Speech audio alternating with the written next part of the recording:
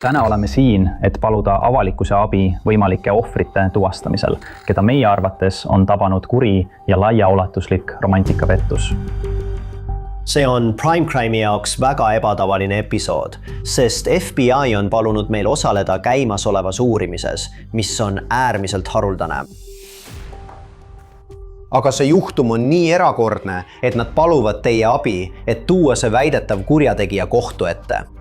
Föderaalvõimud ütlevad, et 43-aastane Aurora Phelps Las Vegasest sihtis ja uimastas vanemaid mehi ohtlikes kogustes raustitega. Seejärel varastas ta kõik, mida suutis. Aurora Phelpsi süüdistatakse rahvusvahelise kohtinguskeemi juhtimises, mis muutus surmavaks. Ma ei tea, kas sellele on paremat kirjeldust kui armupettus steroididel.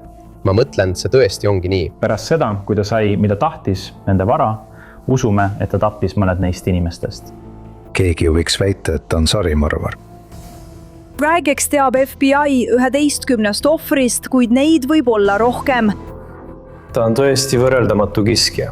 See, mida ta nende meestega tegi, kuidas ta neid pettis, kuidas ta neid meilitas, kuidas ta neid võrgutas, on midagi sellist, mida ma pole 44 aasta jooksul kuritegusid kajastades kunagi näinud.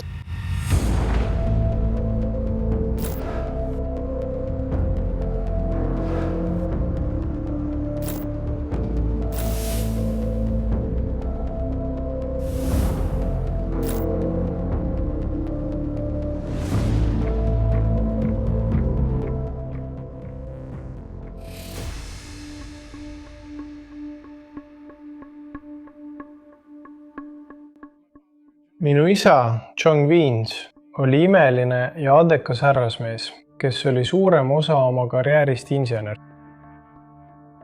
Talle meeldis väga maalida. Ta armastas oma koeri.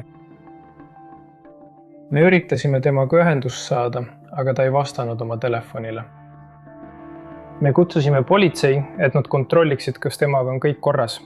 Ja nad läksid sisse ning ütlesid, et tundus nagu oleks koht kiiruga maha jäetud. Siis ma tegingi kadunud isikuavalduse. Me saime tegelikult Aurora Phelpsi kohta teada 2022. aastal. Siin Las Vegases esitati kadunud isikuavaldus ühe härrasmehe kohta. Ma arvan, et selle juhtumi teebki nii huvitavaks see, et see algas lihtsalt kadunud isikuna ja kujunes selleks, mis see praegu on.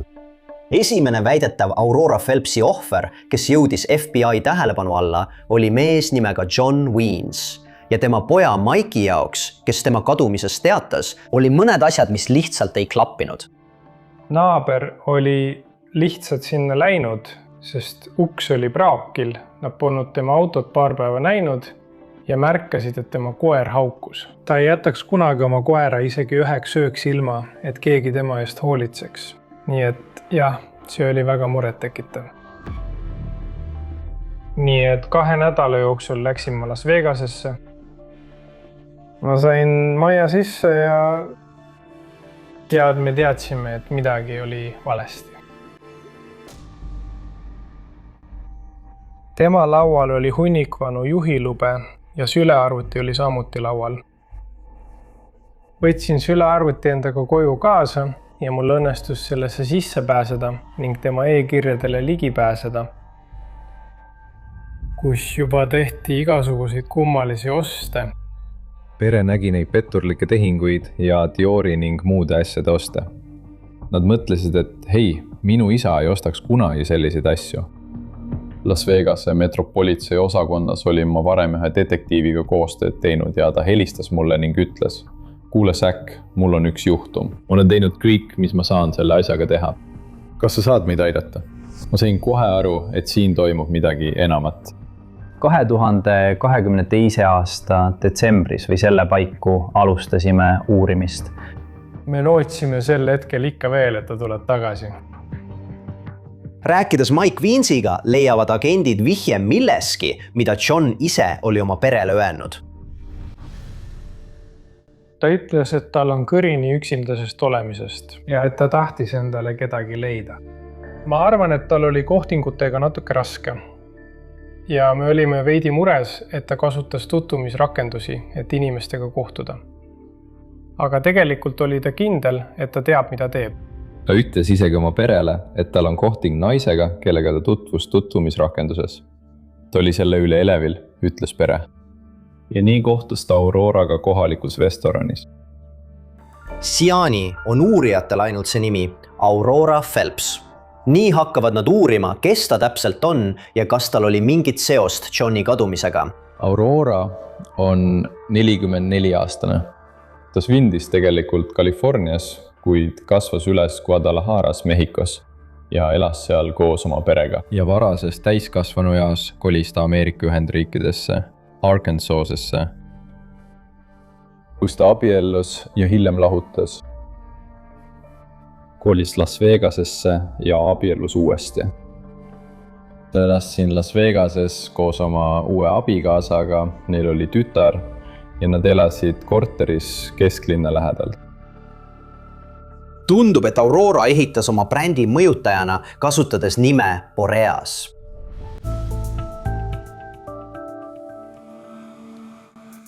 Kui mõjutajaks olemine muutus populaarseks, nägin seda sotsiaalmeedias. Tal olid mõned kontod, kus ta tegi lahtipakkimisvideoid kallite toodetega. Kus ta näiteks pakkis lahti käekoti, kallima käekoti ja uhkustas sellega. Ja ma usun, et talle meeldis see tunne, mitte ainult see, hei, vaadake, mis mul on.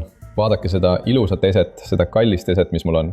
Aga ka seda tähelepanu keskpunktis olemise ja tähtsa olemise tunnet. Ma arvan, et ta tundis end sel hetkel superstaarina. Ta oli nagu maailma tipus, ta sai inimestelt tähelepanu. Ta on sotsiaalmeedias, ta näitab meile neid kalleid kingitusi, mille ta endale ostnud on. See on nagu lotovõit. Ja võib-olla see seletab neid Diori oste, mis äkitselt ilmusid John Weeni krediitkaartidele. Ostud tehti ja saadeti otse tema koju, Aurora koju. Ja kui agendid uurivad sügavamalt, avastavad nad, et Aurora kasutas sotsiaalmeedias mitmeid erinevaid hüüdnimesid või varjunimesid. On Aurora Phelps, Aurora Alvarez, Aurora Flores Velasco ja siis olid tal sotsiaalmeedias hüüdnimed nagu Sissi, Boreas, Bori, Laura, igasugused hüüdnimed. Me mõistsime, et see võib olla midagi enamat kui lihtsalt kadunud isik, mis avas meie uurimisele uksed ja viis meid arusaamiseni, et tegemist pole ainult ohvriga, vaid potentsiaalselt ka surnud ohvriga ning et seal võib olla veel teisigi ohvreid. Kui uurijad jõuavad John Weeni loo põhjani, see, mida nad teada saavad, on peaaegu kujuteldamatu. Aga see võtab aega. Praegu kerivad nad tagasi ja lähevad otse Aurora Phelpsi loo algusesse. Kui me alustame uurimist, siis sageli algab see tagasi minemisega. Ehk siis kus ta alustas, kus ta tuli ja mida ta võis teha seal, kus ta varem oli. Sageli just nii juhtumid arenevadki, vaadates minevikku, uurides, kus nad olid ja mida nad tegid. See armas ajalooline linn Arkansas näib olevat koht, kus Aurora väidetav kuritegelik tegevus alguse sai. Tema esimeseks teatatud ohvriks oli tema enda esimene abikaasa, Alejandro Alvarez.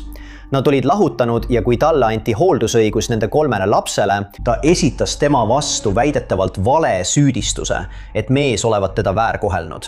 Ta pöördus Alejandro Alvarezi vastu, juhendades jõhkralt oma venda Abrahami Mehhikos. Kuidas võltsida telefonikõnet, nii et see näiks tulevat Alejandro telefoni numbrilt, ähvardades teda ja juhendades teda, kuidas saata ähvardavaid tekstisõnumeid. Ma saan ainult oletada, et ta tahtis lihtsalt oma mehele kätte maksta selle eest, et lapsed olid tema juures ja ta tahtis, et lapsed oleksid tema juures. Nii et väärkohtlemise süüdistus laste hooldusõiguse vaidluses aitaks selline süüdistus sellele eesmärgile palju kaasa. Aga politsei oli tema väidetavast pettusest teadlik ja selle asemel, et talle lapsed tagasi anda, väljastasid nad tema vahistamismääruse. Vastuseks sellele lahkus Aurora linnast. Ta kolis Las Vegasesse ja alustas seal uut elu. Aurora esines bändides ja laulis baarides. Mingil hetkel töötas ta restoranis. Teisel ajal müüs ta Las Vegases osaajalise kasutusõigusega kortereid, aga tundus, et tal polnud püsivat sissetulekuallikat ega kindlat töökohta. alguses elas Aurora Las Vegases sõprade juures, sealhulgas oma endise toakaaslase Sergio Herrera juures. Tema sõnul oli see aeg pehmelt öeldes tormiline. Nii et me elasime koos umbes 1,5 aastat. Vahel on see nii imelik, tead. Ta suudab 3 minutiga täiesti oma suhtumist muuta ja läheb täiesti pööraseks. Tema poissõber kolis meie juurde, tead. Ma ei saa aru, miks sa tuled oma poissõbraga meie juurde elama, tead. Nii et meil oli väike tüli ja ma ei ole sellega rahul, tead. Sellepärast ma ütlesingi, tead mis? Sinu poissõber peab välja kolima ja ma lähen tööle ning kui ma töölt tagasi tulen, on ta ukse lukku ära vahetanud. Nii et ma pidin politsei kutsuma, sest tead küll. Mina maksan üüri ja kõik muu. Nii et see oli viimane kord, kui ma Aurorat nägin. Ma kuulsin, et ta on rase. Ja lõpuks ta abiellus temaga. Selgub, et ühine sõber oli isegi Sergiot Aurora eest hoiatanud.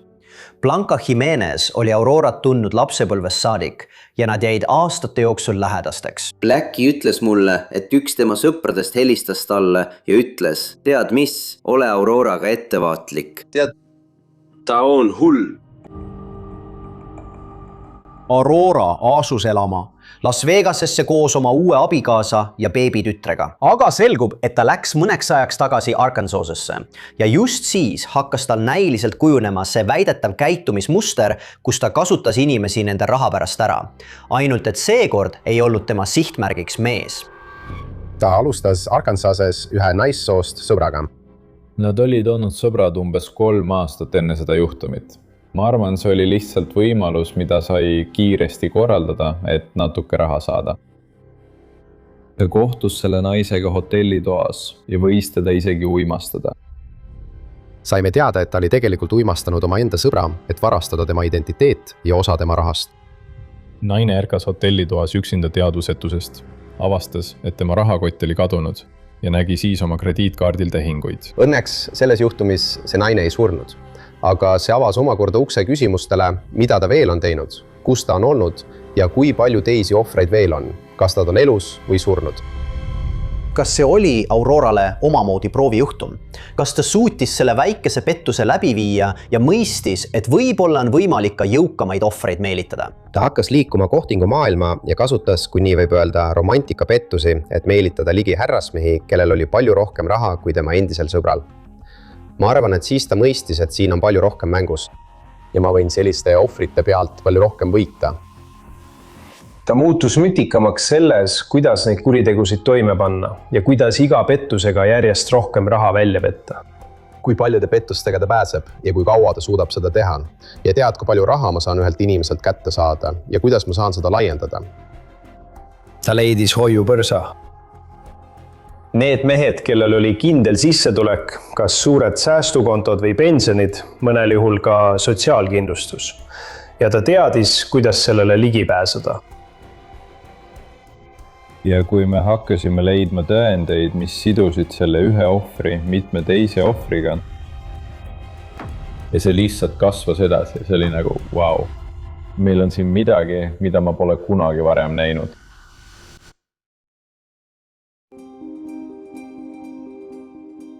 Tema skeem oli üsna lihtne, kui asi puudutas tutvumissaite. Nimelt postitas ta profiili, kus tavaliselt märkis, et on huvitatud vanematest meestest. Tal on endas pilt, iga vallaline härrasmees mõtleb, et siin on noorem naine, kes paistab tahtvat kohtamas käia. See pole midagi enne kuulmatut. Ma vajutan nuppu, vaatan, kas ta vastab ja enne ta vastabki päris kiiresti. Ta tegi end eriti vanemate meeste jaoks atraktiivseks. Ta tundus väga meeldiv. Polnud midagi, mis oleks olnud häiriv või kahtlane kellegi jaoks, kes tegutseb veebikohtingute maailmas. Kui sa tema profiili vaataksid, ei arvaks sa sellest midagi erilist. Inimesed kirjeldavad teda kui inimest, kellega on lihtne vestelda, viisakat ja sarmikat, kuid ta suudab oma isiksust muuta vastavalt sellele, mida see inimene ette kujutab, eks, ja mida see inimene otsib. Tal on võime oma isiksus erinevaid külgi sisse ja välja lülitada. See on peaaegu nagu ühes inimeses oleks 10 erinevat inimest. Üks esimestest meestest, kes reageeris Aurora postitustele, elas Las Vegase lähedal ja see oli umbes 1,5 aastat enne John Weemsi. Tal oli pikk karjäär filminduses. Ta töötas Hollywoodis. ja selle juhtumise ajal oli ta pensionil. Tal läks hästi ning ta nautis elu oma 60-ndates. Ja ma arvan, et ta lihtsalt otsis kedagi, kellega juhuslikult kohtamas käia ning läks tutvumisportaalidesse, et kellegagi tutvuda. Ja siis ta kohtuski Aurora Phelpsiga. Nad alustasid tegelikult omamoodi kohtamissuhet. Nad said päriselus kokku lõunakohtingutel. Mike Wiens, kelle isa oli väidetavalt ohver, rääkis samuti selle mehega tema loost. Ta püüdis mitte temaga suhet alustada, aga naine käis peale ja tuli tema juurde süüa kaasa võttes. Ühel hetkel tellisid nad süüa ja jäitsid selle järelevalveta. Tulid tagasi, hakkasid sööma ja ta minestas. Ning arvatakse, et teda hoiti tema kodus umbes 5 päeva. Ta ütles mulle, et mäletab korraks ärkamist, kui naine toppis talle veel tablette suhu. Ja me eeldame, et nende 5 päeva jooksul anti talle jätkuvalt uimasteid. Ja mingil hetkel, kui naine oli läinud, suutis ta koomast välja tulla ja leidis varuvõtmed, mille ta oli kuskile peitnud. Ta üritas haiglasse jõuda, kuid tegi autoga avarii. Ta oli nii halvas seisus. Ta sai arstiabi ja lahkus paar päeva hiljem haiglast. Tema õde arteti ja ta tuli Las Vegasesse, et tema eest hoolitseda. See pettus toimub Vegases igal ööl, igas kasiinos. Keegi poetab midagi mehe või naise joogisse, nad lähevad üles, ärkavad üles, kell on kadunud ja hotellitoale on suur arve esitatud. See ongi see, mis juhtub. Tema viis selle hoopis uuele tasemele. See teatatud ohver oli väljaspool ohtu ja paranes lõpuks, kuid ta kannatas väga tõsise rahalise ja emotsionaalse valu all. Ta avastas, et tema iPad oli kadunud, rahavott oli kadunud, iPhone oli kadunud. Ja tema pangakontol oli toime pandud pettus. Ja ta üritas tema E-Trade'i aktsiatest $3,3 miljonit rahaks teha. Ja siis tema USA kontolt kanti üle $65,000. Ta ütles, et naine üritas tema Apple'i kontolt varastada. Ta muutis paroole ja üritas. Tal see õnnestunud, mistõttu ma arvan, et ta veendus, et järgmised inimesed sureksid. Oled terve elu töötanud, et koguda see säästupuhver ja saada seda sissetulekut, aga kõik võetakse sinult ära. Ja vanemas eas, kus sa tead, inimesed on haavatavad. Ja kui see juhtub, olen kindel, et nende emotsionaalne seisund muutub üsna harvaks. Ta tahtis, et ma teaksin seda, tead. See ei tähenda, et see juhtus, ei tähenda, et su isa polnud tark, sest ta ütles, et see inimene ei andnud mingit märki, et see temaga juhtuma hakkab. Tead, ta ei küsinud tema rahalise seisu ega millegi sellise kohta. See mees tunneb end rumalana, ta ei taha seda oma perele tunnistada. Ausalt öeldes ei taha ta seda endalegi tunnistada. Ma arvan, et see juhtub paljudes sellistes juhtumites. Sellisel viisil petta saamine avaldab sügavat psühholoogilist mõju. See ongi see, mis juhtub pärast traumat, sest ohvrid ei usalda enam ja peavad välja mõtlema, kuidas sellest kõigest taastuda. Ja see on üks põhjuseid, miks FBI tahab, et me neid lugusid jagaksime. On olemas hirm või mure, et võib olla veel ohvreid, kes lihtsalt ei taha teatada. Asi pole ainult selles, et kaotasid oma raha, vaid nüüd on sul ka hirm sellest teatada. Kas ma tõesti tahan öelda oma tütrele, oma lapselastele, et ma käisin tutvumislehel? Ja mitte ainult, et ma seda tegin, vaid mind pettis keegi, kes on minust poole noorem. Ja tead, sellega kaasneb piinlikkus ja see oli üks meie suurimaid muresid, eriti just selle juhtumi puhul. Selle episoodi lõpus on FBI kontaktandmed, kui sa tead midagi ja soovid ühendust võtta. Umbes pool aastat pärast eelmist juhtumit näib, et Aurora on taas tegutsenud. Tema järgmine väidetav ohver oli pensionäär, kes elas üle piiri Mehhikos. Minu nimi on Robert Kurba. Inimesed kutsuvad mind Pauks. Inimesed kutsuvad mind Babaks. Meid on kutsutud paljude erinevate nimedega. Mida sa teed? Ma olen lavatööline ja nüüd olen ma Local 16 liige. Ma olen selles äris olnud nüüdseks 44 aastat. Olen töötanud koos suurte nimedega nagu Muddy Waters, Dolly Parton. Mul oli suurepärane võimalus minna tuurile koos The Stonesi, U2, Guns N' Rosesi, Ozzy Osbourne'iga, Pink Floyd, Paul McCartney, Genesis, David Bowie. See on muljet alandav põhimõtteliselt ühest. Kui ma arustasin meie kohalikus lavatöötajate ametiühingus, ta oli minu jaoks lausa parim, mis juhtuda sai, sest ta oli kaua tegutsenud, oli julge ega hoidnud end tagasi. Aga Bow oli tõeliselt hooliv mees. Tead, ta näitas mulle osa selles, kuidas ta kohtles mind kui töökaaslast, sõpra ja kui tead kedagi, keda ta juhendas või suunas. FBI ei teadnud Bo Erbacheri olemasolust enne, kui uurimine oli juba kaugele jõudnud. Hakkasime teda uurima ja ka tema pere teatas temast kui kadunud isikust juba 2021 aastal. Nad olid tema asukohta otsinud juba üle aasta, kui me nendega ühendust võtsime ja uurisime kadumisavalduse kohta. Tal olid lapsendatud lapsed, tal oli suur süda, nagu tema pere teda kirjeldab. Ta kolis Mehhikosse, ma arvan lihtsalt elustiili ja tempo muutuse pärast, kuna ta oli pensionil. Bo tundus, et ta nautis seda 5. käiku, mille ta oli leidnud. Tead, nagu ta oleks sinna alla läinud. Päikese käes olemist.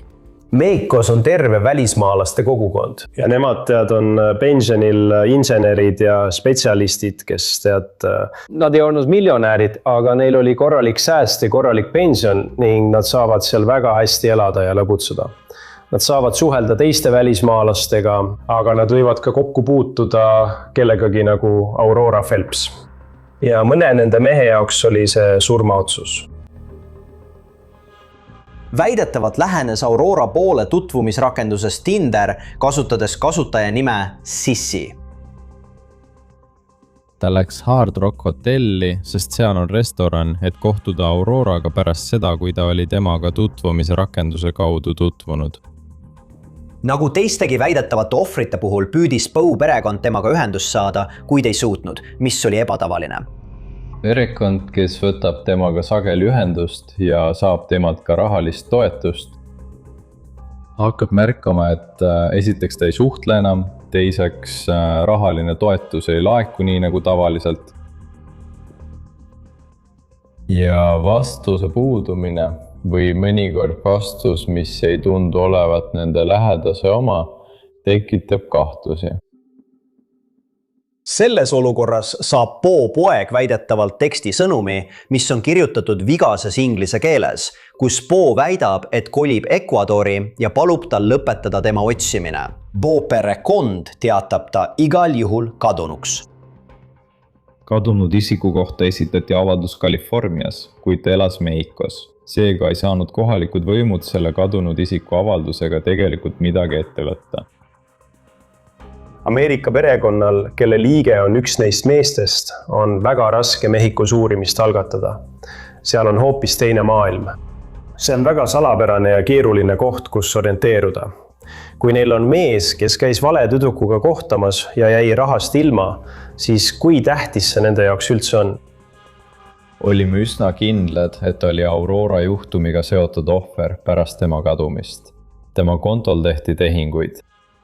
Ja siis tehti oste, mille puhul saame kinnitada, et Aurora tegi need tema pangakontodelt. Me suutsime lihtsalt otsad kokku viia. Saadi teade, et keegi võttis ühendust Robert Sherboxi ametiühinguga ja tundub, et keegi, ilmselt Aurora, üritas tema pensioni ümber suunata.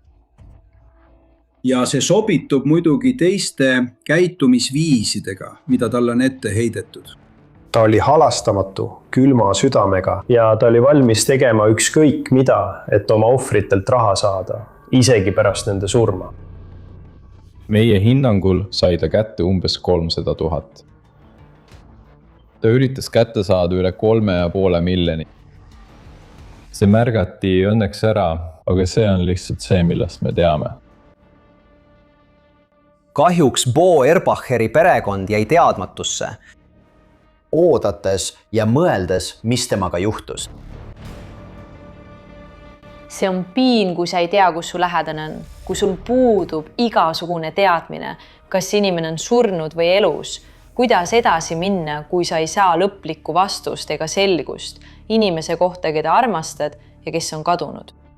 Kui hakkad nende ohvritega tegelema, võtad justkui vastutusega nende perede ees. Paistab, et paljud neist ei teadnud, kuhu abi saamiseks pöörduda. Mõned neist on aastaid oodanud, et teada saada, mis nende lähedasega juhtus. Ja see muutus väga isiklikuks. Uurides, mis nende lähedastega juhtus, tekivad sul sidemed ohvrite perekondadega. See tuletab sulle meelde, et see pole lihtsalt mingi lugu. See pole lihtsalt uurimine. See pole lihtsalt süüdistus. Siin on mängus päris inimeste elud. Ja see on oluline. Agendi Zach Franklini jaoks on Bo Erbacheri juhtum, keda FBI nimetab 3. ohvriks, hoiab teda peaaegu sõna otseses mõttes öösiti üleval. Ühel ööl ärkasin üles, olin näinud und, kus 3. ohver ütles mulle Aita mind. Ma arvan, et kõik olid juba maha kandnud, et 3. ohvri keha ei leita enam kunagi. Ja ma arvan, et see aitas mul lootust hoida, et ei, siin on midagi enamat, me peame edasi uurima.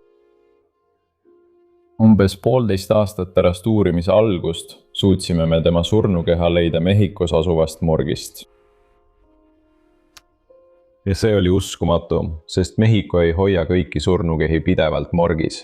Ja kui see oli nende jaoks tundmatu isik, siis meil õnnestus tema surnukeha leida ja see perekonnale tagastada. See oli väga emotsionaalne nii minu kui ka nende jaoks. Sest nad olid nii kaua oodanud, et oma lähedane koju tuua. Ma usun, et ta tõesti lootis. Ja see võis olla see, mis tema hukuni viis. See lootus, see valmisolek sellisele asjale järele anda. Armastuse võimalus. Tead küll, ja minu jaoks on tõesti kurb, et üks tema kõige väärtuslikumaid omadusi pöörati tema enda vastu. Vabandust.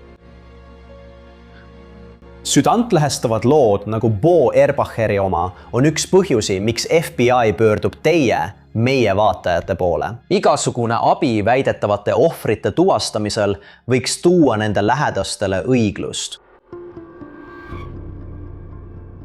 Gigi oli legendaarne tegelane. Paljude poolt armastatud. Ja see on tõsi. Ta oligi see mees. Pikk, nägus. Rääkis hästi, lõhnas hästi. Tead küll, kogu pakett. Ta oskas meelt lahutada. Ta oskas süüa teha. Ta tundis head veini. Saad aru küll, mida ma mõtlen. Ta teadis, mida ta teeb. Ta oli kogenud mees. Ma ütlesin, tead, ma proovin selle ära. See on Manuel Guss, tuntud ka kui Gigi, kes räägib oma nooruspõlvest muusikatööstuses. Ja tol ajal olin ma vaene nagu kirikurott. Raha ei tulnud kusagilt. Ma elasin, ma ei taha isegi öelda, palgapäevast palgapäevani. See oli raske aeg. Gigi on veel üks eakas ameeriklane, kes nautis Mehhikos elu täiel rinnal, kui FBI sai teada, et midagi on valesti. Ja nad viitavad talle kui ohvrile number 4. Ohver number 4 tuvastati taas tänu kontaktidele, mille me lõime ja meil õnnestus ühendust võtta 4. ohvri perekonnale, kes kinnitasid, et 4. ohver suri 2022 aasta mais. Aga nad uskusid, et tema surma asjaoludes oli midagi kahtlast. Ka tema elas Guadalajarast veidi eemal asuvas äärelinnas nimega Ajijic, mis asub otse Chapala linna kõrval. Ta rääkis väga soravalt hispaania keelt, nii et Mehhikos elamine polnud tema jaoks raske. Tal oli seal päris tore kogukond ümberringi ja ta oli selles piirkonnas juba üsna tuntuks saamas, sest ta on jutukas ja seltskondlik inimene, nii et tema jaoks pole see raske, ta on ekstravert, selline ta oligi. Ta oli eakas mees nagu kõik teisedki, ta pidas seal all äri, tal oli minu teada nii toiduhaagis äri kui ka oma versioon Uberist. Tere pärastlõunat kõigile seal Instagrami maailmas. Teiega on siin Gigi. Annaksin teile teada, et täna on reede, friikkartulite päev. Nii et kui sa pole veel minu krabifriikaid proovinud ja elad Chapala järve piirkonnas, helista mulle täna. räägime hiljem, sõbrad. tema auto, mis oli kadunud, ta tegeles sõidujagamisteenusega. Tema koer oli kadunud. Tema telefon oli kadunud. See ohver helistas oma tütrele väga regulaarselt. Nad rääkisid iga päev ja siis ta ei kuulnud enam oma isast. Ta proovis talle helistada, ei saanud vastust, proovis talle sõnumeid saata, ikka ei saanud vastust. Nii et ta muutus väga murelikuks ja helistas Mehhiko kohalikule politseile. Ja politsei sisenes majja, et kontrollida, kas temaga on kõik korras ning leidis ta oma kodu vannitoa põrandalt surnuna. Tema endine rääkis mulle Instagrami kaudu. Ta saatis mulle pika sõnumi, et nad olid leidnud Gigi surnuna. Ta oli sellest teada saanud, ma ei tea, kas ta kuulis seda teistelt või perekonnalt. Ja ma ütlesin, ei, sel ajal polnud neil veel mingit uudist. Lenny ei pruukinud teada, kuidas tema sõber suri, kuid ta teadis midagi tema elust Mehhikos. Tundub, et ta käis seal ühe naisega. Ta ütleb, et naine on mehhiklane. Tead, ta räägib päris hästi inglise keelt. Tead, mulle meeldib temaga koos olla. Ta on väga kena, mida rohkem me rääkisime. Siis mainita, et jah, tal on mees, kellest ta lahkub. Ma ütlesin, kuule, ole ettevaatlik. Ja ma ütlesin, et sa oled sihtmärk. Ei, mul on kõik kontrolli all. Ei. FBI avastab, et tema tüdruksõber võib väga hästi olla Aurora Phelps. Üks peamisi tõendeid, mille me leidsime, oli makse American Precious Metals Exchange'ile, APMEXile. Kullamündi eest, mis saadeti Aurora koju pärast seda, kui ta oli juba surnuna leitud. Ma teadsin, et ta andis talle raha. Seda ma mäletan. Ta küsis, tead küll, 200 siin, 200 seal. Ta andis talle päriselt raha. Ta ei maininud kunagi, et ta käis tema kontode kallal. See juhtum näitab kiskjat, kes liigub ringi ilma hirmuta. Sellel naisel puudus südametunnistus. Ta teeks ükskõik mida, ükskõik kellele, et saada, mida ta tahab. Ja see, mida ta tahtis, oli nende raha. Aga ma tean, et tal oli piisavalt pensioniks. Ma ei ütle, et ta oli miljonär. Tal oli piisavalt raha, et seal elu nautida. Ma olin ärritunud, väga ärritunud, sest see oligi mu suurim hirm, kui ta sinna läks. Et temast saab sihtmärk. Midagi juhtub. Ja täpselt nii see juhtuski. Tundub, et Aurora Phelps rääkis Gigi Kusile palju valesid, kuid üks asi oli tõsi. Ta oli sel ajal abielus. Tema abikaasa, keda tunti kui Cody Phelps, elas Las Vegases. Nii et FBI jaoks on küsimus, kui palju ta tegelikult teadis. Meie vestluste põhjal tema abikaasaga ta oli tagasihoidlik teadmatuses. Ei teadnud, miks tal olid need. Tead küll, luksuslikud kotid, mida ta ostis ja kogu see raha, mis sisse tuli. Kuidas saab midagi sellist karistamatut teha, otse kellegi teise silme all? Ma mõtlen, ta väidab, et ta ei näinud temast tegelikult sellist iseloomujoont. Aga nende suhe oli väga kõikuv. Ma usun, et ta lihtsalt teadis, et midagi oli valesti. Aga ei tahtnud tüli tekitada, ei tahtnud paati kõigutada. Kas ta kõrtis teda? Kas ta ähvardas teda? Kas tema rahaline kindlustatus sõltus temast? Kas ta veenis end, et ei, ta ei tee midagi valesti? Või ei, ma ei tahaks midagi öelda, sest olen kindel, et ma lihtsalt teen tühjast asjast suure numbri. See on inimene, kes suutis abielu jätkata, kellel oli mees, kes arvas, et kõik on suurepärane. Aga samal ajal elada kahe riigi vahel topeltkodakondsusega ja kasutada ära eakaid, haavatavaid mehi mõlemal pool piiri. Aurora leiab oma järgmise väidetava ohvri väga kiiresti ja pole üllatav, ta vastab samale mustrile. Ta oli USA kodanik, kes elas seal, ta oli kiropraktik ja taaskord kasutas kohtingu rakendust ning kohtus Auroraga selle rakenduse kaudu ja nad leppisid kokku, et saavad kokku sööma. Võib-olla uimastas ta teda, kui nad väljas söömas käisid, kuid mingil moel jõudsid nad tagasi tema koju. Ja kui ta oli poolteadvusel, oli tal vaba ligipääs kõigile tema dokumentidele ja kontodele. Peaaegu kohe, kui ta uksest sisse astub, hakkab ta sahtleid läbi otsima peaaegu nagu tal pole enam tähtsust. Muidugi, kui tema seal on võtned seal ja kõik muu ka, nii et sisse pääseb üsna lihtsalt. Ja siis läheb ta kuhugi, kes teab kuhu, samal ajal kui naine hakkab asju läbi vaatama. Aurora sõbra sõnul, kui Aurora elas Arkansases, töötas ta apteegitehnikuna.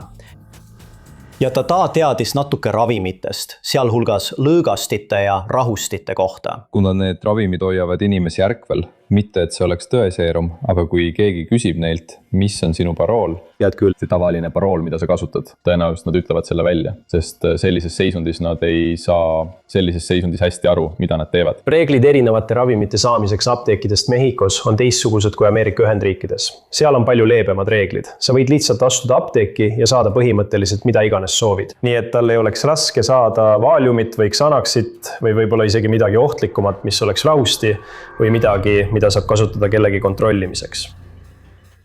Aga õnneks ei olnud see väidetav ohver selles majas oma ründajaga üksi. Tal vedas, et ta elas seal, kus ta töötab. Ta ajab oma äri kodust. Tal on majapidajana, kes elab majas.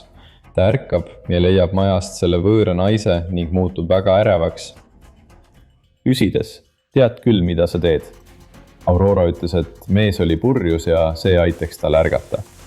Ja nii veenati teda aitama meest vanni panna. Täielikult vee alla kastetud, et proovida teda tema joobes seisundist äratada.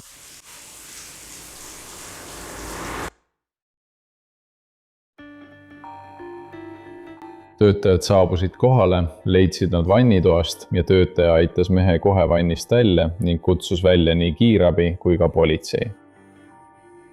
Ta mäletab vaid, et ärkas mingil hetkel haiglas koomast.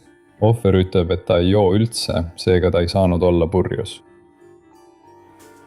See pidi olema mingi muu mõju. Suures plaanis on see väidetav ohver õnnega koos, et ta elus on, kuid ta kannatas märkimisväärset rahalist kahju. Ta esitas politseile avalduse, väites, et Aurora varastas $25,000 väärtuses ehteid, sularaha ja elektroonikat. Kui me vaatame enamikke mehi, siis nad ei oska eriti arvestada sellega, et okei, kui ma lähen selle naisega kohtuma, ta võib mind uimastada, potentsiaalselt tappa ja kogu mu raha ära varastada. Lihtsalt ei ole sellist ootust, et naine võiks neid niimoodi ära kasutada. Aga nüüd peame tagasi pöörduma mehe juurde, kes oli FBI poolt tuvastatud esimene väidetav ohver, John Weens, kuigi selgub, et ta oli Aurora Phelpsi viimane teadaolev ohver. Tema poeg Mike räägib kõhedust tekitava loo sellest, mis tema isaga juhtus pärast seda, kui ta näiliselt kadus. Tead, politsei Las Vegases üritas mu isaga ühendust saada ja nad saatsid omavahel sõnumeid, aga need polnud ilmselgelt tema. Tema teeskas, et on minu isa. Ja isegi ütles, et ta tuleb lennukiga koju. Kindlal kuupäeval ja kellaajal ja ma arvan, et Las Vegase politsei oli lennujaamas kohal, aga keegi ei ilmunud välja. Aga politsei leiab Las Vegase lennujaamast videomaterjali John Weensist, kuid tundub, et ta suundub hoopis Mehhikosse ja tema poeg Mike peab seda väga kummaliseks. Ta ei olnud riides nii, nagu reisile minnes riietutakse. Okei. Tal oli lihtsalt mingid vanad dressid seljas ja tal polnud prille kaasas. Kui ta lennukist maha tuli, videomaterjalil oli näha, et ta oli ratastoolis. See, et ta oli ratastoolis, oli väga suur asi.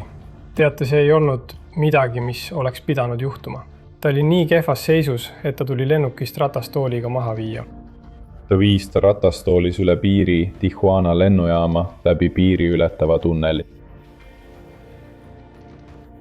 Kui vaadata seda väljaspoolt, siis näed, et siin on naine koos ratastoolis vanema härrasmehega piiri ületamas. Nagu võib-olla see ei tundugi nii imelik, ma mõtlen, kui vaadata nende vanuse vahet. Mitte pikk ei hakka kahtlustama, kui näevad, et härrasmehe tütar lükkab teda ratastoolis. See ei tõmba eriti palju tähelepanu pealtvaatajatelt, et keegi mõtleks, et okei, siin on midagi kahtlast, ma pean kuhugi helistama. Ilmselt oli plaan selline, et nad registreeruvad hotelli Mexico City's. Enne hotelli sissekirjutamist kõlas ta väga tuimana või segaduses olevana. Nad teavad hotelli, kuhu nad registreerusid. Ja just seal hotellis ta suri. Ta leiti vannist. Ta oli surnud mõne päeva jooksul pärast röövimist. Kas sa suudad ette jujutada kedagi, kes uimastaks ohvri? paneks ta ratastooli, tooks ta ratastoolis üle piiri. Ma mõtlen, see on lihtsalt uskumatult jultunud. See oli pidevalt saabuvate infokildude jada. Kuidagi leidsid nad selle pildi surnukuurist ja siis oli 99% kindel, et see on tema, eks. Aga nad tahtsid, et DNA klapiks ja selleks pidid nad ta eksumeerima. Aga see oli lihtsalt ime, et nad ta leidsid. Siin oli uurijate poolt palju oskusi, ohvrite ja nende perede poolt palju vaprust, julgust välja tulla. Aga mõnikord on vaja, et kõik see kokku satuks koos väikese õnnega. Ja selles juhtumis nii oligi. John Weens oli viimane Aurora kahtlustatavatest ohvritest, kuid taas oli see esimene, kellest FBI teada sai. Ja varsti pärast seda, kui nad hakkasid tema juhtumit uurima, Las Vegase korrakaitsjad toovad Aurora jaoskonda kuid teise süüdistusega. Ja see süüdistus pärineb tema ajast Arkansases. See kakkab mulle. Kätte, olgu mees. Kas sul on relvi kaasas? Ei ole nõelu ega terariistu. Midagi sellist. Mees, palun istuge.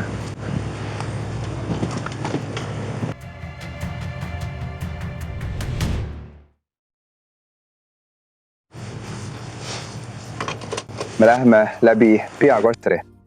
See on Aurora Phelps, keda lõpuks võtab vahi alla Las Vegase metropolitsei, mitte FBI. Oleme teel peakorterisse naissoost kinnipeetavaga.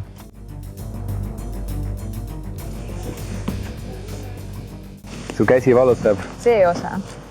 On olnud mõned.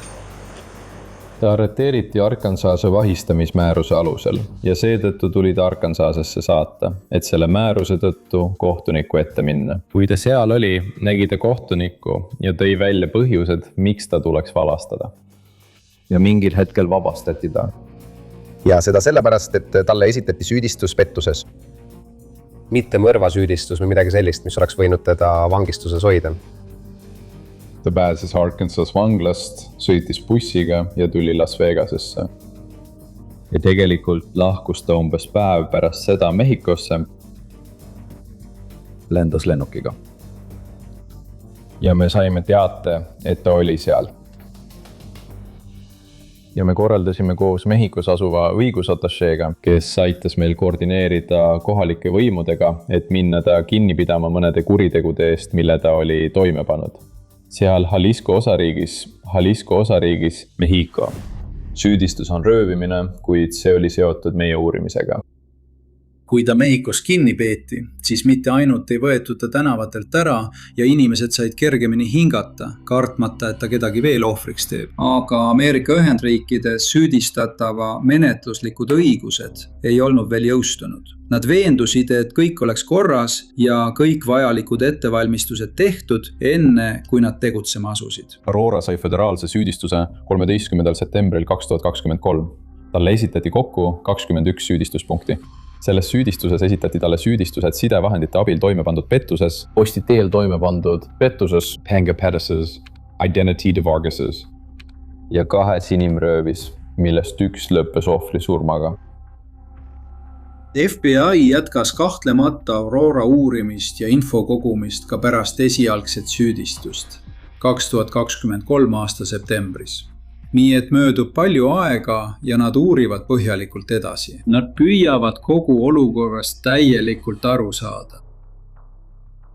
Täna oleme siin, et teatada kriminaalsüüdistustest Aurora Phelpsi vastu. Täna avalikustatavad süüdistused on seotud kuritegudega, mida Phelpsi väidetavad pani toime 4 meessoost ohvri suhtes. 2025 aasta veebruariks on FBI teada saanud nii palju teavet võimalike teiste ohvrite kohta, et nad mõistavad, issand jumal, meil on tegemist uskumatu kuritegude lainega, mille see naine on toime pannud. Kui me oleme juba nii palju ohvreid leidnud, kes teab, kui palju neid veel võib olla. Sel hetkel tehakse otsus teha midagi ebatavalist ja nimelt süüdistusaktilt eemaldatakse salastatus. Et nad saaksid korraldada pressikonverentsi, teha see avalikuks ja vaadata, kas nad saavad teavet teiste kuritegude ja teiste ohvrite kohta. Samal ajal viibib Aurora Phelps Mehhikos vangistuses süüdistatuna Robert Bo Urbacheri surmaga seotud kuritegudes. Aurora Phelps mõisteti Mehhikos Robert Ehrbacher juhtumi kohtuprotsessi järel 37 aastaks ja 6 kuuks vangi. Minu arusaamise järgi seisab Aurora Phelps silmitsi ka teiste menetlustega Jalisco osariigis Mehhikos seoses teiste kuritegudega, mille ta seal toime pani. FBI on kinnitanud, et kui menetlused on lõppenud, siis Aurora Phelps antakse välja. Ebaselge on see, kui ulatuslikud need menetlused Aurora Phelpsi vastu enne väljaandmist saavad olema. Kui ta välja antakse, siis esitatakse talle süüdistused, mis on föderaalses süüdistusaktis kirjas. Need 21 pettuse ja inimröövi süüdistust Nevada ringkonnas. Ameerika Ühendriikides ootab teda eluaegne vangistus. Ta veedab loodetavasti ülejäänud elu vanglas. Armupettus on eksisteerinud aegade algusest peale. Need lood on sama vanad kui piibel. Aga Aurora Phelps viib selle hoopis teisele tasemele. See juhtum on tähelepanuväärne mitmel erineval põhjusel. Esiteks, kui kaua ta suutis sellega vahele jäämata jätkata. Teiseks, see, et ta suutis neid mehi sellisel tasemel ära kasutada. Ja lihtsalt see jultunud loomus. Teda ei huvita. Ta teeb ükskõik mida ja ükskõik kellele, et saada, mida tahab. Ta oli sõltlane. Ja ta oli sõltuvuses jahist. Jahi põnevus võib olla isegi rohkem kui see, mida ta jahilt sai. Ja see on tõeliselt hirmutav. Sellepärast palus FBI meil seda lugu rääkida ja sellepärast paluvad nad ka sinul neid aidata. Kui see kõlab sarnaselt sellega, mida sinu lähedane või sina ise oled läbi elanud, siis palun helista FBI-le selle infoga. Me tahaksime sinuga rääkida. Ja on mõned tunnused, millele tähelepanu pöörata. Esiteks peaks ajavahemik olema umbes 2019. aasta ja 2022. aasta vahel. Kas nende pangakontodel oli pettust? Kas oli oste, mida sinu lähedane poleks kunagi teinud? Tooteid, mis teda poleks kunagi huvitanud? Näiteks Dior, Chanel ja muud sellised asjad. Mõned lähedased märkavad, et esemeid saadetakse Las Vegasesse, kuigi neil pole seal aadressi. Midagi, mis oleks ohumärk on... Kuule, mu lähedasel olid narkootikumid veres, aga ma tean, et ta ei tarvita narkootikume. Või ta oli nii purjus, et sattus õnnetusse, aga ta ei joo ju üldse. Kui sa märkad midagi kummalist ja see tekitab sul väikese kõhutunde, siis peaksid ilmselt lihtsalt helistama või teatama. Avalikkus on meie silmad ja kõrvad ning me ei saa oma tööd teha ilma avalikkuse koostööta. Kui sa tead midagi Aurora Phelpsi või selle uurimise kohta, siis palun võta meiega ühendust. Ma ütleksin, et Aurora Phelpsi juhtum on kindlasti üks neist, mis jääb kogu mu karjääri jooksul silma. Ja ma arvan, et kõik, kes selle juhtumiga kokku puutusid, kõik, kes olid sellega mingil moel seotud, see on raske unustada. Aga samas on see ka üks neist, mille üle on hea meel, et said osa olla. Ma olen saanud väga lähedaseks kõigi nende perede ja ohvritega. Jagan nendega nende kurbust. Ja selle tõttu hakkad sa neid tõesti armastama. Sa hakkad neid armastama kui kaasinimesi ja inimesi. See on lihtsalt hämmastav, et FBI tegi nii suurepärast tööd ja tõi ta koju tagasi.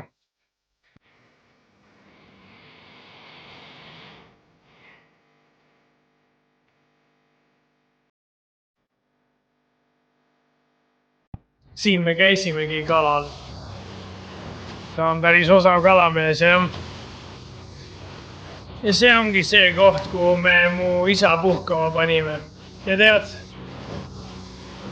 puistasime mõned lilled, lugesime palveid ja andsime talle merel viimse puhkepaiga, nagu ta soovis.